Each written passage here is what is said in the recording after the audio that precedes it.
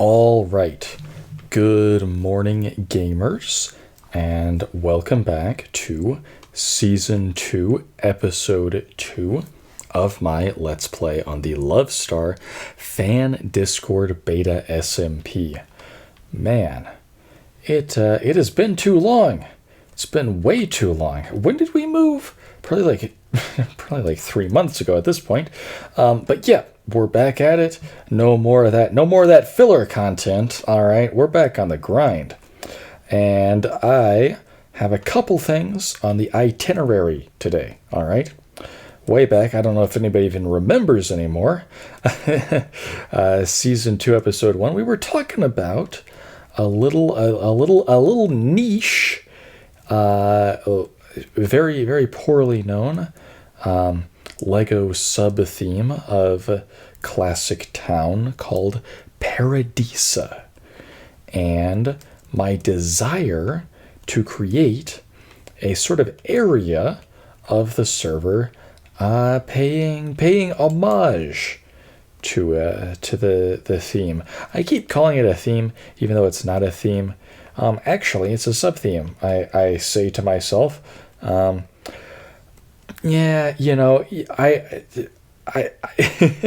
I was big on the whole it's just a sub-theme thing, until I found a Lego catalog from 1992, and I looked through it, and I was like, oh no, they definitely intended for this to be a completely separate thing. Yeah. But that's okay. We're just going to wander around a little bit here first. I'm assuming anybody who cares enough about this server to care enough about this video to watch it is probably more up to date on what's happening than this video is going to help you. So we're long past the point of any tour actually having any use. Taure has been hard at work making this sort of haunted mansion concept here, which I think is turning out pretty nifty. I like that quite a bit. Sticking to her roots there with the spire roof wool gradient. Thankfully that one doesn't require any lapis, huh? And then new player, new face in town. All right, rolling into town here is I hope, yes, Cuff. I love Cuff. He made this very awesome roller coaster. I gave it 5. No, where was very highly rated. Highly recommend that you guys hop on the server, ride the roller coaster. It's lovely. Someone mowed my lawn. You see this beautiful hill right here? It used to be beautiful on this side too, and then someone cut all the grass. And if I find the person, if you're brave enough to turn yourself in, and come forth and say, yes, Stinger, it was me. I'm the one who destroyed all of the grass that was clearly intentionally placed on the left side of the hill here. I'm going to blow up everything you own on the server. That's not a threat. It's a guarantee. All right.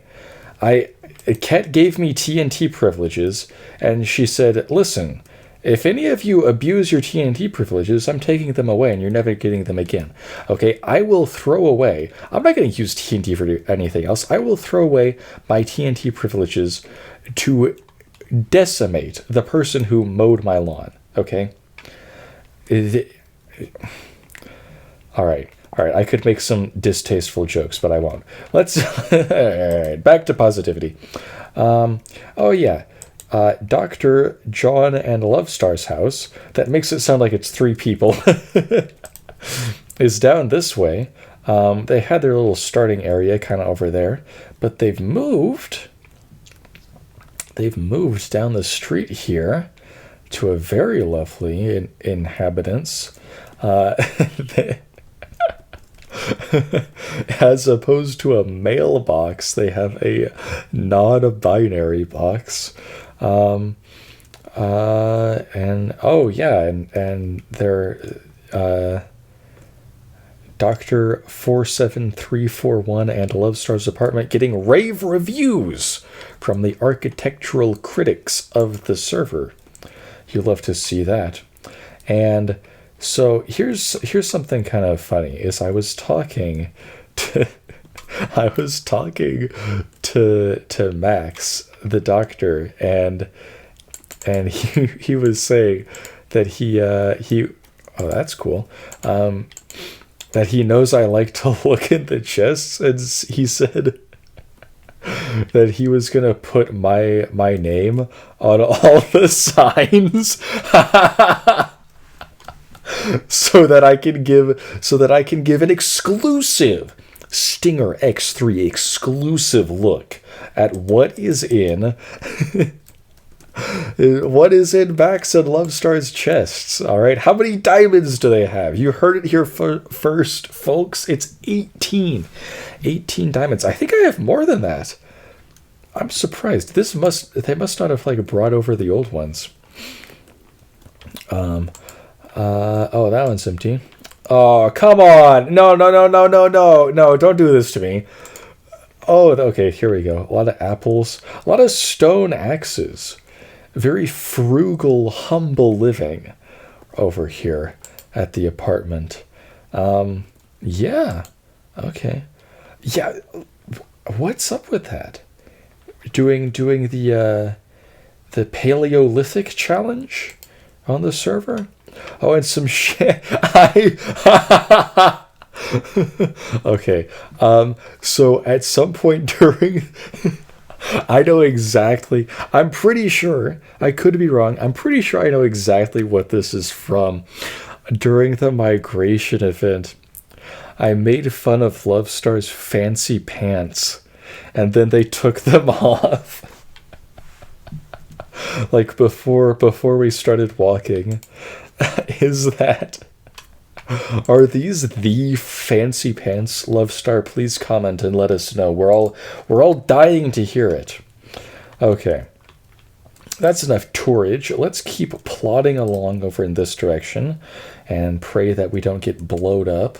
Hopefully we can find a bed somewhere to sleep. And we can check out the little Paradisa area that we got cooking. Yeah, this is kind of pretty. With the fog and the light in the distance in the nighttime.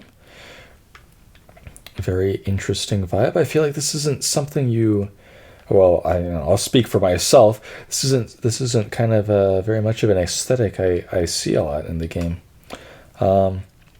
So this is Daba Fat's house. And I don't know who that is. I've never put together like who this corresponds to in terms of like the Discord server. Oh shit, can I get back in? Oh, here we go. Okay. I also don't know if they have a bed, which is not ideal. All right, we're just going to teleport. We're going to teleport back home and sleep and then go to the job site so we can check it out. But yeah, so I'm kind of known, I guess, on the internet in general at this point, just as like the train guy. But I would like to think of myself as somewhat of a multifaceted individual. I have proclaimed before that I am a man of many interests, and one such interest is in Legos. This is something we've been talking about throughout several previous episodes, but it's not something I'm sure I've done a very good job of explaining at all, so I'm sorry about that. Maybe it's not something I really understand. I don't... Like, this is funny. Taure asked me the other day, they just DM'd me, and they were like, hey, why do you like trains? And I was like, oh, that's a good question. And I spent like a very long time typing out a very long answer of why I like trains. But But if I had to do that for like why I like Legos, I'm not sure I would have as easy of a time giving an answer. Yeah, so I won't even try. But anyway, I have been, and I think this is again something I've alluded to a little bit. I've been getting into more classic. That could be a video unto itself, my definition of what constitutes classic Lego. I personally draw the lines from between 1978 through 2003, in case anybody was wondering. That's everything from the introduction of the minifigure through the death of old gray, old light gray, and old brown. I think that's pretty good boundaries. Things are obviously going to be fuzzier on the extremes of that. But I think in general, you can consider it the 80s and 90s, basically, is what most people would probably say is classic Lego, with a little extra fringe on the edges there. Okay.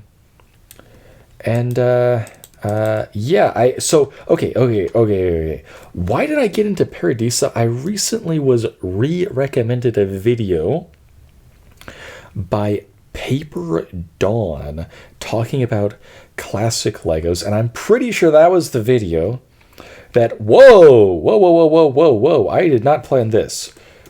Hello, I'm recording right now. All right, well, hi Luvstar, hi Doctor. Anyway, hi YouTube, hi. yeah, Luvstar. I'll be sure to give you a shout out. I know you only recently got like 100 subs, so hopefully you can grow your channel. I try to uplift the small fish in the community. I do my best. Anyway. In that video she talks about, it might be they. Fuck, I'm stupid. Talks about Paradisa, and in particular, one of the sets she points out is 6416 Poolside Paradise. This is okay. We're gonna be doing. I'm looking at it right now, but I think the viewer is going to be doing a lot of looking at other pictures that I'm putting on the screen right now. This is one of my favorite sets, just because it looks really nifty, and you don't see a lot like it, right? Especially not nowadays. I feel like I'm pointing out the obvious here, but it's on a incredibly special, just unique raised base plate. We hardly ever see base plates at all nowadays, let alone raised ones, custom molded and printed with a driveway and the titular pool, right, which is what I'm working on right now.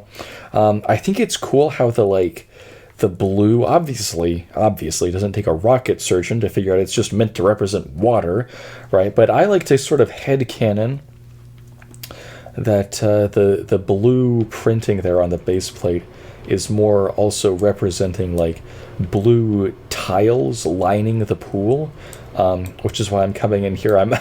I've learned absolutely nothing since the time of Taure's lapis roof. So I'm trying to mine lapis to line the pool with lapis blocks, and then all right. There's an elephant in the room here. It was in the thumbnail of the last video. And that is that in the last video, I was talking about a change that I was going to make to my texture pack in order to facilitate this whole Paradisa concept, right? And I have made that change. Thank you to the person, I forgot your name, I'm so sorry, I'm putting it on the screen right now, for making me this texture pack. And I remember the line that I said in episode 1 where I might have stretched the truth a little bit in order to make myself not feel as bad. And I said something like, in Paradisa, the floor is light green. And what I really meant by the floor is the grass. Which means that in order to fully capture the aesthetic that I'm trying to capture, I'm going to have to replace all of this grass with wool. Oh no. And that is a project that I've already been chipping away at. But it's not one that I'm too enthused about. To be frank with you. To be frank. And it's a project that I think we can start hacking away at now after we do a little tour here. In typical Stinger _X3 fashion, there's no interior yet, and I've taken some liberties with this set. It's not meant to be like, 1-to-1 accurate, just because, obviously it was never designed to ever be seen in Minecraft of all things, and so I think that, in any more of an attempt of accuracy, I probably would have sacrificed the spirit of the set, which is not what I wanted to do. But yeah, there's this queer little breezeway area through here with like a dome that's not enclosed that has foliage in it. The set has like a parrot sitting in here, and then there's kind of like it's a little odd. It's like the downstairs area is kind of like the kitchen, and then there's like a restaurant, like dining area upstairs. So I'm gonna put some tables and whatnot up here, and there's kind of a balcony over to the side, and there's an open back, and I left the back open because I feel like, that's it's something you have to, if you want. Here's the thing: if you don't love poolside paradise from this angle, then I don't think you deserve it from this angle, right? The open back, it facilitates, role play with the set and whatnot, and I think it's something that a lot of people are very resistant to. Nowadays, anytime LEGO releases a building, the first question everybody's clamoring to find the answer to is, well, golly, please tell me, God, that it is enclosed on the back, right? Is it not? But back in the day, LEGO had the guts to say, you know what? This is effectively a dollhouse. Obviously, people are going to want to access the interior. It has an interior, so, why would we, just seal it away behind a wall? That's stupid, right? So it has an open back, and you all get to deal with it. Anyway, I think I'm going to start making the grass greener now, and we'll see how far we get with that. I logged on the other day for quite a long time, AFKing the old stomping grounds, the old string farm. This time not in the pursuit of a locomotive, but rather of an interesting little LEGO resort building. So yeah, that's pretty nifty. Yeah, someone on Discord asked me. I think it was Blorix. I don't remember. Might have been Steamed Hams. I think it was Blorix though. Anyway, they asked me, Stinger, you oh, hi there.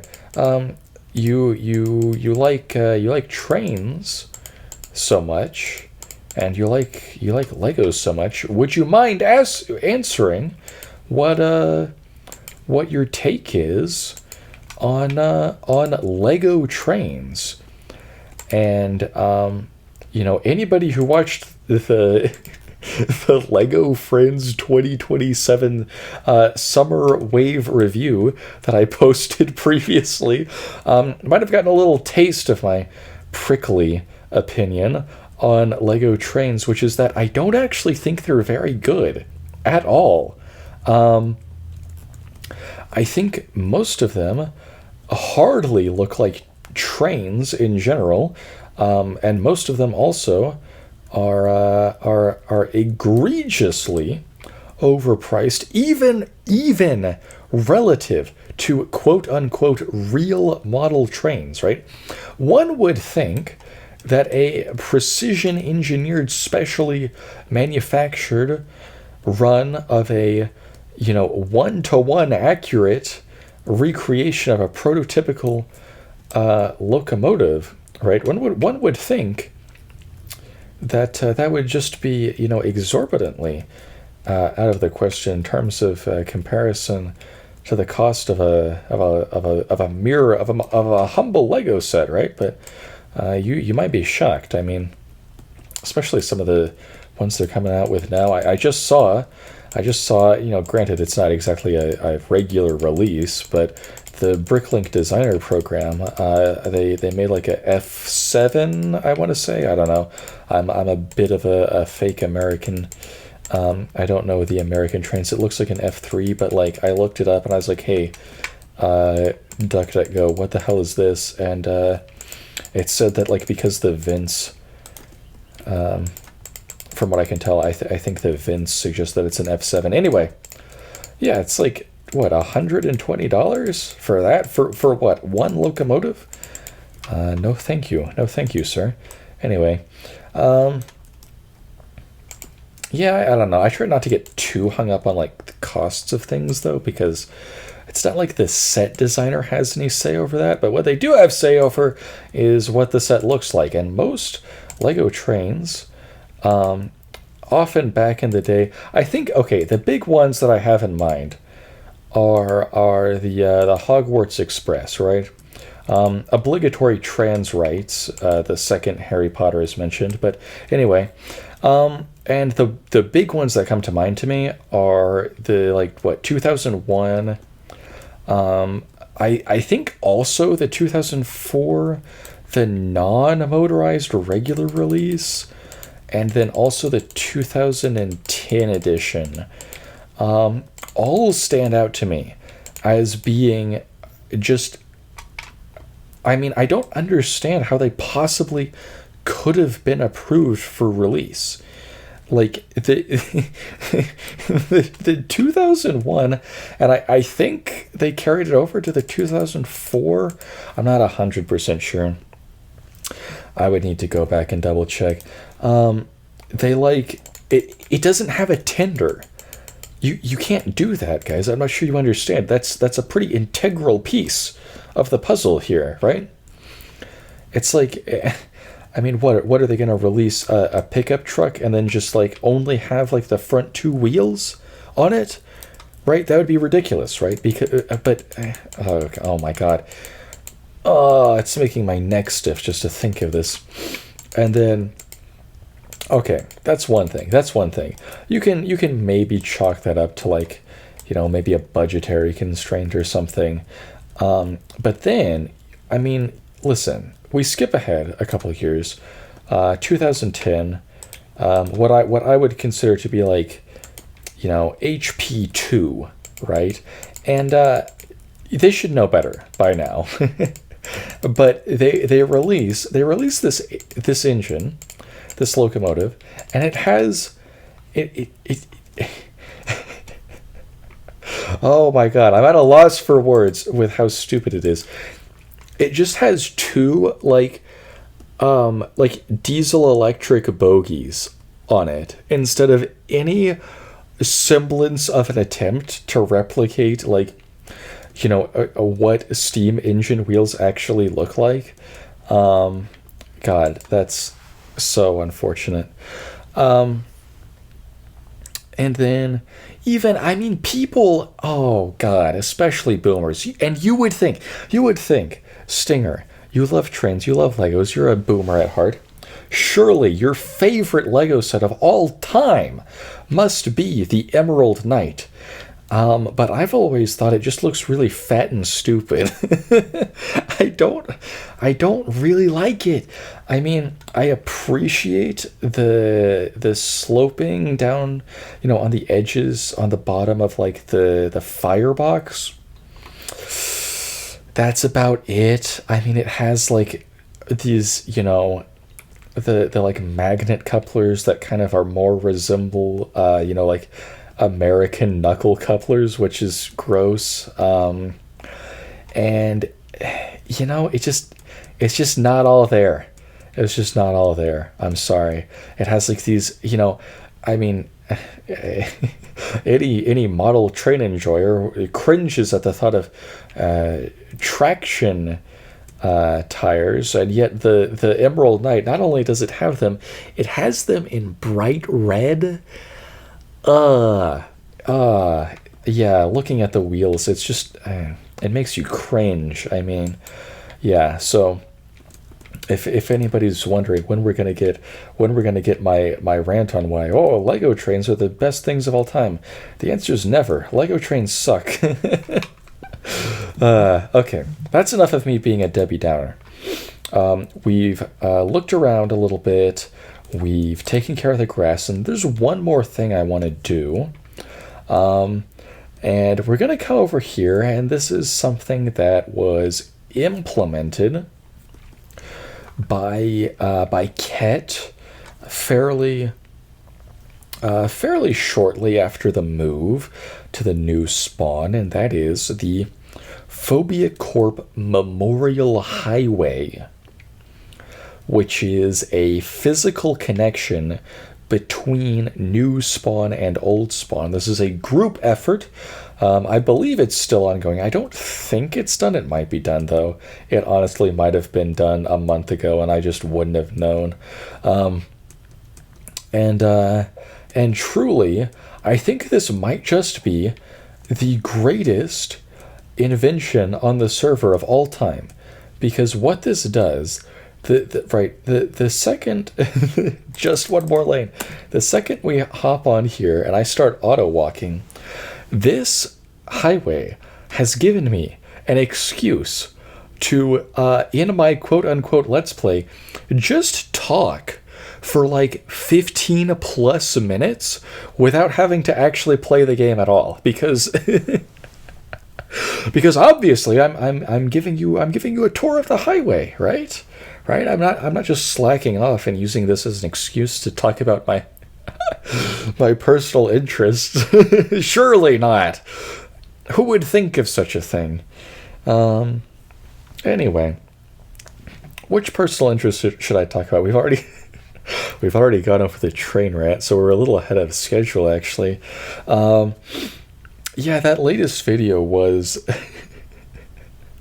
Lego Friends Summer 2026. So yeah, if anybody's interested in that, or even if you're not, is there a hole in this? Why is there a hole in the highway? This is a safety hazard. I hope there's not any more of those. What? No, whoa. What is that? Why are people building things out here? This is like so far away. What? Oh my god. Okay. Well, that's impressive. Lovely. Oh wait, I also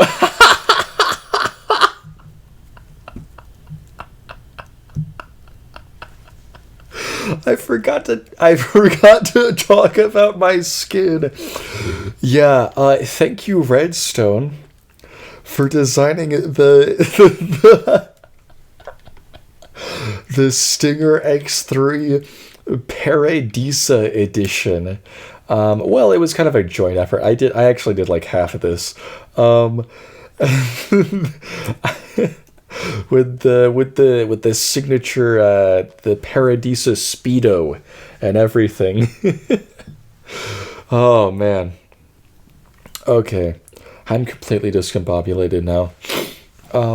Yeah, in the video that I promised I would never reference ever again, I talked about Lego Friends a little bit towards the very end, and then I had a very nice interaction with Taure in the comments.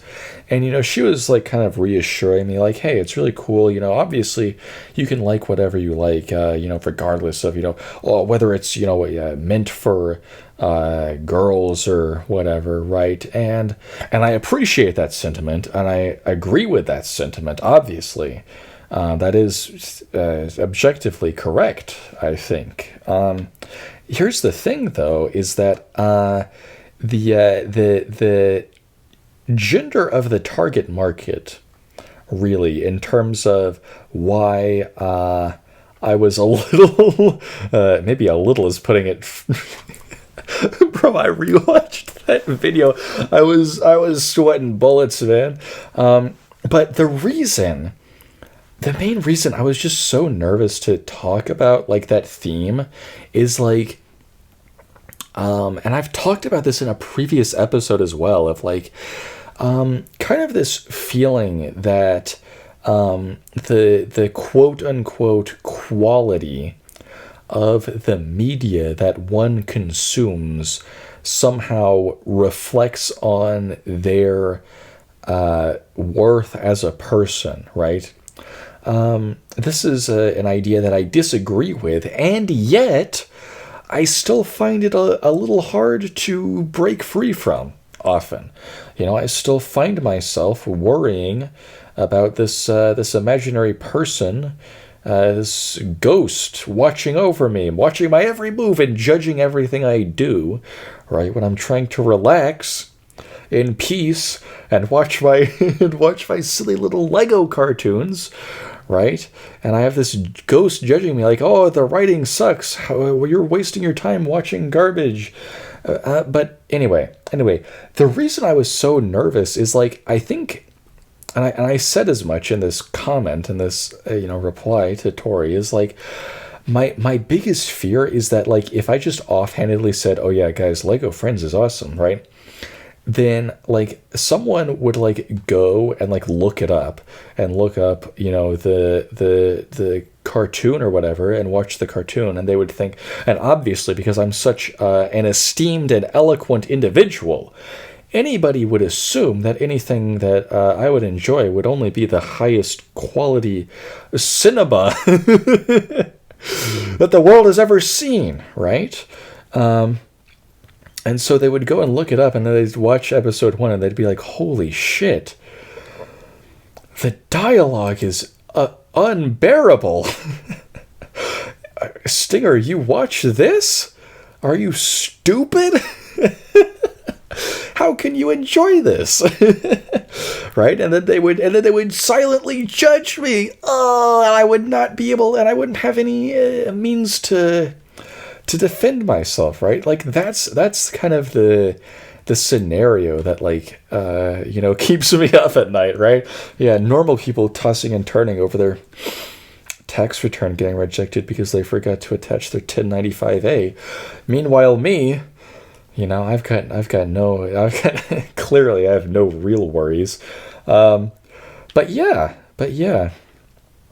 I'm planning on continuing that series.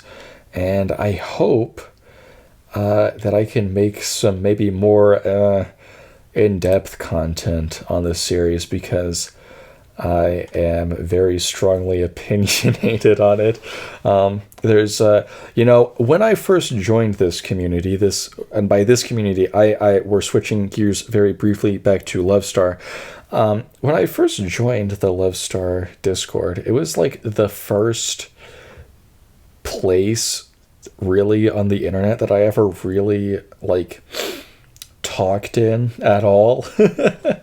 and yeah, anyway, since then I have gone from having one place where I interact with people and have very regular conversations to two Oh man, should have brought my minecart. Yeah, okay. So the whole deal with this Phobia Corp highway is that like people, can like sort of adopt sections of it, and like customize them. So I believe this is Muffin's section. You probably could have guessed that. Anyway. But yeah, what was I saying? Oh yeah. Yeah, I be blowing up the Lego Friends Discord server with the like two other people there with me. What else was I gonna talk about? We've complained about a lot of things. Is there any good things that happened? Yeah, I guess. I think I'm gonna try to start making more regular videos again, going back to the video that I promised I would never reference. The moral of that whole story was basically that it's just such a stupid, bad idea to try to, record however many, hours of content for one episode. Why? That makes no sense. I don't want to edit that. You don't want to watch it. No. We're not going to do that. What we're going to do instead is, am I getting DM'd right now? Yes, I am. The doctor just... Oh, this was 10 minutes ago. Why am I just now seeing it? What the hell? Why did this just now pop up? Oh well, whatever. Thank you for the creep shot, doctor. I'll insert that right now. Anyway. Yeah, just record one part of the video and then upload that. There's no need to overcomplicate things. And it just makes it obtuse for everybody involved. And it makes it... And so, yeah, I'm going to try to start recording a little...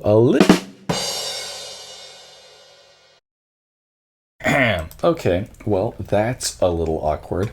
I ran out of disk space. And the recording unexpectedly stopped. Thankfully... I think I only lost like a couple minutes. I was practically done. But yeah, so that scared the shit out of me when I went to stop the recording and I couldn't stop the recording because it was already stopped.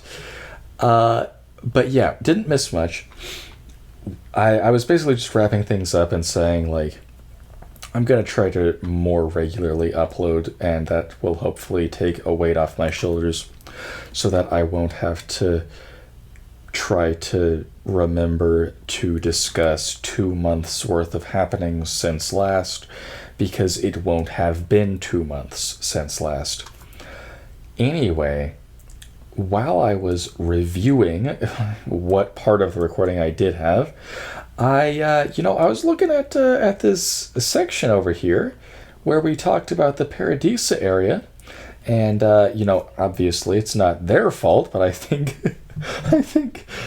my friends joining might have distracted me a little bit, got me a little off track, and I'm not sure I really talked about this stuff in as great of detail as I had meant to. And a big thing that I forgot to mention is this border. This border that I made out of snow. I have a teleport. Is it snow? It is. Thankfully, the snowy area is actually a lot closer on this area. And class, do we have any guesses as to... Excuse me. Do we have any guesses as to who might have built this? Do I even have to say it? It's Muffin Bunny. Okay. Oh, there's a door now. Oh, cool. I haven't seen this. Okay. Well, God, I'm sorry, Muffin, but I can't get too distracted just yet. Maybe next time. Okay. But yeah, in a couple of Paradisa sets, there's like 4 sets where they just randomly have these like white pillars in the background, and I think this does a lot to really sell the aesthetic, because when people think of Paradisa, and this is a good thing, I was talking about retro Lego themes, and I think one of the main aspects that people cite, myself included, when asked what it is that's so good about this era, the color schemes and the simplicity and continuity within a theme is something that I really appreciate. And for Paradisa, obviously, the main ones everybody's going to be talking about is light green. That's something I've talked about a lot. And also pink, or is it pale pink? Rose pink? I don't think it's rose pink. I'm pretty sure rose pink is something else. I'm a fake fan. I can't remember. It's a specific pink. It's not the normal pink that you would think it is, right? It's actually this very specific pale Paradisa pink, right? But really, in terms of Paradisa's color scheme, I would argue the primary main color is white. And so that's why I've been doing a lot of building with snow, right? And there's, I think if you rewatch my videos, and this is something that, like, I never thought would be a thing, but if for some reason there's some madman out there that decides to actually watch all of the videos I've posted in order, there's a surprising amount of foreshadowing, none of which was intentional. And one of those things is my proclamation of my desire to build out of snow blocks while I was finishing the Savannah Mansion interior. And then now here I am. I finally have a good excuse to build out of snow and have all this, white area here, right?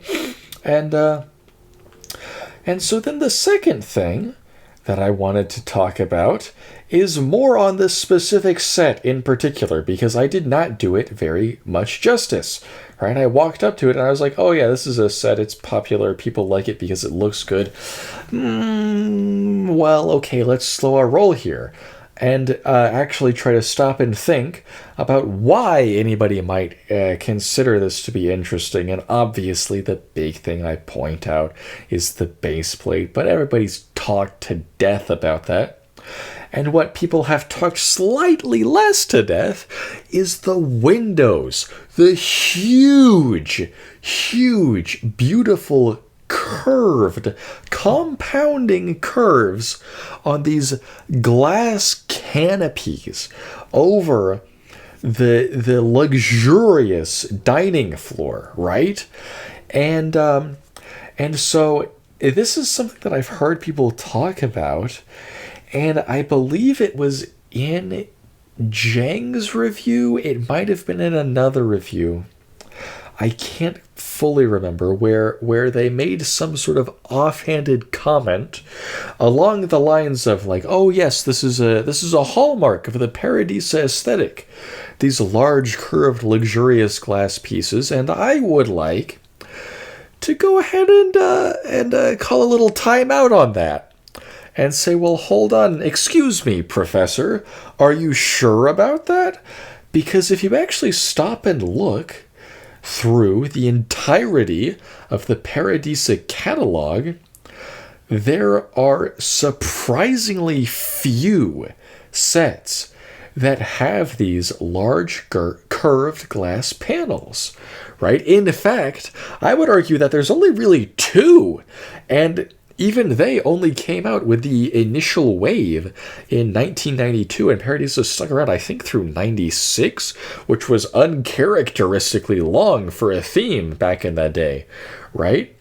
And so most sets do not include anything along these lines, right? And so I think it goes to show that Poolside Paradise in particular is something of a legend among legends in its design philosophy and construction and the elements that are used in it.